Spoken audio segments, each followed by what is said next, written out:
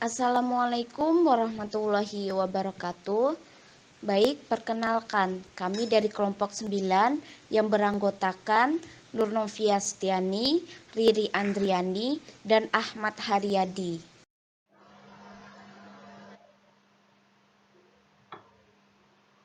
Pengertian TIK. Menurut Bambang Warsita, teknologi informasi adalah sarana dan prasarana, hardware, software, useware, sistem dan metode untuk memperoleh, mengirimkan, mengolah, menafsirkan, menyimpan, mengorganisasikan, dan menggunakan data secara bermakna. Teknologi informasi merupakan sebuah bentuk umum yang menggambarkan setiap teknologi yang membantu menghasilkan, memanipulasi, menyimpan, mengkomunikasikan, dan atau menyampaikan informasi dari pendukung yang lain. Menurut Behan dan Holme dalam Munir, teknologi informasi dan komunikasi adalah segala sesuatu yang mendukung untuk merekod, menyimpan, memproses, mendapatkan lagi, memancarkan atau mengantarkan, dan menerima informasi. Fungsi TIK. TIK memiliki 3 fungsi utama yang digunakan dalam kegiatan pembelajaran, yaitu yang pertama, teknologi berfungsi sebagai alat yang digunakan sebagai alat bantu bagi pengguna atau siswa untuk membantu pembelajaran. Yang kedua, teknologi berfungsi sebagai ilmu pengetahuan sebagai bagian dari disiplin ilmu yang harus dikuasai oleh siswa. Yang ketiga, teknologi berfungsi sebagai bahan atau alat bantu untuk pembelajaran. Assalamualaikum warahmatullahi wabarakatuh. Perkenalkan, nama saya Riri Andriani, anggota dari kelompok 9. Di sini saya akan menyampaikan materi poin C, yaitu manfaat teknologi informasi dan komunikasi. Adapun manfaat teknologi informasi dan komunikasi itu dalam mendukung pelaksanaan pembelajaran ialah yang pertama, meningkatkan kualitas pembelajaran, memperluas akses terhadap pendidikan dan pembelajaran, membantu memvisualisasikan ide-ide abstrak, mempermudah pemahaman materi yang sedang dipelajari, menampilkan materi pembelajaran menjadi lebih menarik, serta memungkinkan terjadinya interaksi antara pembelajaran dengan materi yang sedang dipelajari. Selanjutnya, landasan TIK ada 3 landasan, yaitu landasan filosofis, landasan yuridis, landasan teoritis. Di mana landasan filosofis yaitu teknologi merupakan penerapan ilmu. Dengan demikian, bahwa dalam penerapan teknologi, komunikasi dalam pendidikan diharapkan membuka cakrawala keilmuan yang dilandasi oleh mencari dan berinovasi dengan segala fasilitas yang diberikan.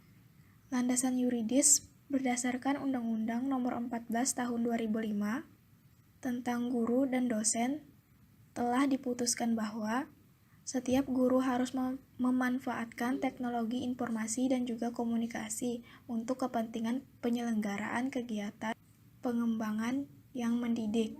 Dan yang terakhir, teori teoritis memberikan kreativitas serta peluang bagi individu untuk mengembangkan teknologi informasi dan komunikasi, memungkinkan seseorang dapat menemukan berbagai alternatif dalam pemecahan masalah, serta dapat meningkatkan kualitas pembelajaran dengan adanya teknologi informasi dan komunikasi.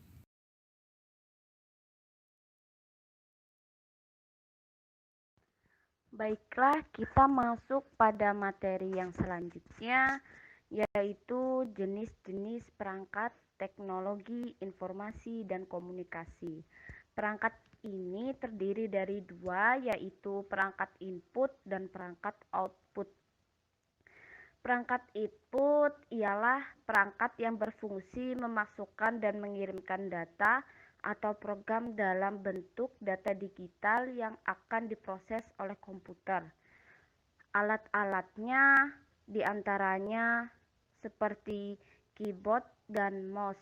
Keyboard ialah perangkat yang memiliki tombol mirip dengan mesin tik dan beberapa tombol tambahan dengan berbagai fungsi. Keyboard biasanya digunakan untuk memasukkan data atau untuk memberikan perintah pada komputer.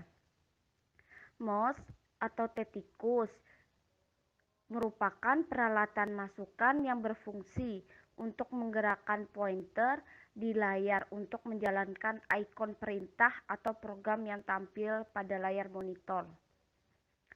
Yang kedua ada kartu e-tol, yaitu kartu yang digunakan untuk menggantikan pembayaran masuk gerbang tol. Karena yang semula dilakukan secara tunai menjadi non-tunai. Yang ketiga, scanner atau pemindai. Scanner berfungsi untuk mentransfer atau mengkonversi gambar, foto, teks manual menjadi data digital sehingga dapat dimengerti oleh komputer. Adapun contohnya yaitu mesin scanner yang sering kita dijumpai di minimarket atau toko seperti barcode scanner. Yang keempat ada web kamera. Web kamera biasanya ialah sebuah kamera kecil yang biasa diletakkan di dalam sebuah komputer. Apabila dalam laptop, itu biasanya web kamera merupakan salah satu perangkat input standar yang ditanamkan. Yang kedua, ada perangkat output. Nah, perangkat output ini ialah perangkat keluaran yang mana fungsinya untuk menampilkan data, instruksi, dan informasi dalam bentuk teks dan grafik atau gambar. Adapun peralatan output yang biasa digunakan seperti monitor, yaitu peralatan keluaran yang berfungsi untuk menampilkan data, instruksi, dan informasi dalam bentuk teks, grafik, atau gambar di layar. Yang kedua ada proyektor. Proyektor ini fungsinya hampir sama seperti monitor, yang mana merupakan peralatan keluaran yang berfungsi menampilkan data, instruksi, dan informasi dalam bentuk teks, grafik, atau gambar, yang mana itu di screen, yang biasanya terpasang di tembok.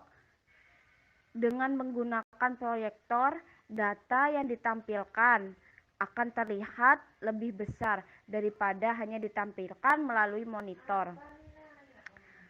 Yang ketiga ada printer. Printer ini ialah peralatan keluaran yang digunakan untuk mencetak data atau informasi dari komputer dengan kertas. Atau biasanya sering kita jumpai di toko-toko atau tempat fotokopi. Yang keempat ada speaker. Speaker ini merupakan perangkat output yang digunakan untuk menghasilkan atau mengeluarkan efek suara dari komputer. Pada speaker model terkini sudah tidak dilengkapi lagi dengan kabel dan menggunakan teknologi Bluetooth untuk dapat terkoneksi dengan komputer. Materi yang selanjutnya ialah mengenai dampak dari kemajuan teknologi, informasi, dan komunikasi dalam pendidikan atau pembelajaran. Yang pertama ada dampak positif, yaitu diantaranya munculnya media massa, khususnya media elektronik, yang mana sebagai sumber ilmu dan pusat pendidikan, seperti jaringan internet, lab komputer, dan dampaknya yaitu guru bukanlah satu-satunya sumber ilmu pengetahuan, karena para siswa atau peserta didik dapat mengaksesnya melalui komputer tersebut. Yang kedua, munculnya metode-metode pembelajaran yang baru yang memudahkan siswa dan guru dalam proses pembelajaran. Karena dengan kemajuan teknologi, maka terciptalah metode-metode baru yang membuat siswa mampu memahami materi-materi yang abstrak, karena materi tersebut dengan bantuan teknologi bisa secara mudah lebih difahami oleh peserta didik. Maksudnya ialah lebih cepat dipahami oleh peserta didik. Selanjutnya, sistem pembelajaran tidak harus melalui tatap muka karena dapat dilakukan secara daring, seperti yang terjadi pada saat ini. Selanjutnya, adanya sistem pengolahan data hasil penilaian yang menggunakan pemanfaatan teknologi. Karena dulu ketika ada orang melakukan sebuah penelitian, maka untuk melakukan analisis terhadap data yang sudah diperoleh harus dianalisis dan dihitung secara manual.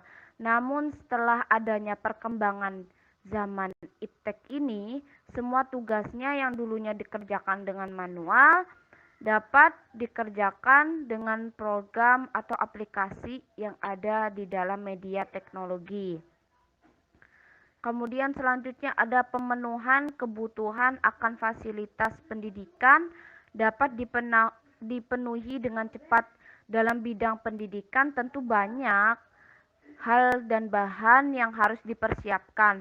Salah satunya yaitu pengadaan soal ujian dengan adanya mesin fotokopi untuk memenuhi kebutuhan akan jumlah soal yang tentu membutuhkan waktu yang lama untuk mengerjakannya kalau dilakukan secara manual. Itulah dampak positif dari teknologi informasi dan komunikasi. Selanjutnya yang kedua ada dampak negatif dari perkembangan teknologi informasi dan komunikasi. Di antaranya yaitu e-learning yang mana dapat menyebabkan pengalih fungsian guru dan mengakibatkan guru jadi kurang mengarahkan peserta didiknya dan menyebabkan terciptanya individu yang bersifat individual karena sistem pembelajaran dapat dilakukan dengan hanya seorang diri.